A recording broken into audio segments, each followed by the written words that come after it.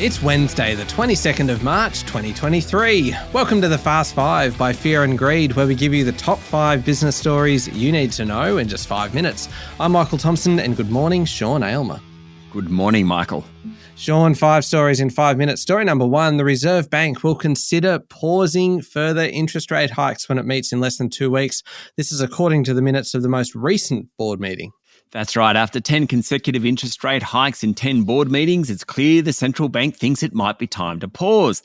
The minutes from the March 7 board meeting released yesterday show that if the economy has any signs of softening, it will consider pausing so as to allow additional time to reassess the outlook for the economy.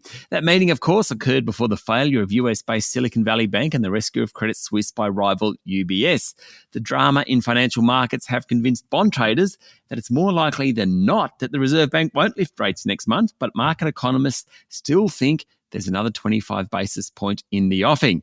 The minutes suggest the bank is looking closely at information on employment, inflation, retail trade and business conditions. On employment, the market's still strong. We know that. On business conditions, they're still pretty good. But on inflation and retail trade, we're not so sure. We'll wait and see what numbers come out in the next couple of weeks before the bank's board meets. The minutes say that the central bank has forecast a return to inflation to the Reserve Bank's target range by the middle of 2025 on the basis that there are more rate rises. So that suggests there might be rate rises, but plenty has happened since that meeting was held. It isn't very easy for central banks at the moment, Michael. They want to jump on inflation. They've made that clear, but they also don't want to trigger a major financial market sell-off or a recession. It'll be interesting to see which way the bank jumps. Yeah, sure will. Story number 2, Sean, a pretty stark warning on climate change. The Intergovernmental Panel on Climate Change says that countries like Australia will need to make deep, rapid and sustained reductions in greenhouse gas emissions to limit global warming to 1.5 degrees. While countries including Australia have committed to limiting global warming, the IPCC says emissions will need to be cut in half by 2030 to achieve the 1.5 degree limit. Now, the report says the challenge of beating global warming has gotten much harder in the past 5 years. The IPCC report found average annual greenhouse gas emissions between 2010 and 2019 were higher than any previous decade on record, with almost 80% of global emissions coming from energy, industry, transport and the building sector. It found that up to 3.6 billion people lived in regions considered highly vulnerable to climate change, a very, very hard warning from that group. Just a few hours later, New Hope, Australian coal miner, which was one of the best performers in the share market last year, came out and said it will be able to double coal production over the next 6 years, and it thinks it will do that because of the need for energy security. Quite a sharp contrast to what the IPCC was recommending. Yeah, that is very, very, very uncomfortable timing, Sean. Story number 3. How about this? A school friend of the son of a former tax office commissioner has been found guilty of one of Australia's biggest corporate tax frauds, marking the end of a marathon trial over the scam.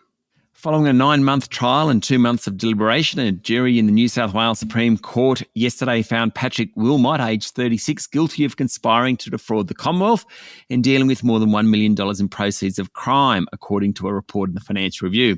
Adam Cranston, 36, his sister Lauren, 30, lawyer Dev Menon, 39, and former professional snowboarder Jason Onley, 52, were found guilty by the same jury earlier this month. Now, Adam and Lauren Cranston are the children of former Australian Taxation Office Deputy Commissioner Michael Cranston. Michael Cranston is not accused of any wrongdoing. The conspiracy defrauded the tax office of more than $105 million from 2014 to 2017 through a free payroll service known as Plutus Payroll that shifted tax money using a complex network of second-tier companies. Sentencing for the 5 will occur on May 4. Story number 4, Sean. Amazon will cut 9,000 more corporate jobs across a number of units, including its profitable cloud computing and advertising businesses. Amazon has already said it's cutting 18,000 positions, and the latest round adds to the misery in the tech sector. Remember last week, Meta, owner of Facebook, said it would cut about 10,000 jobs in coming months. Amazon's boss, Andy Jassy, defended hiring in recent years, saying it was necessary given what was happening, but now Amazon wants to be more streamlined in its costs and headcount. Amazon employed about 800,000 people during COVID, mostly at its warehouses. By the end of last year, it had 1.5 million staff globally. It won't have that many by the end of this year. Finally, Sean, story number 5. We're finishing with a true love story here. Rupert Murdoch will marry for the 5th time, saying he dreaded falling in love, but he knows this will be his last marriage.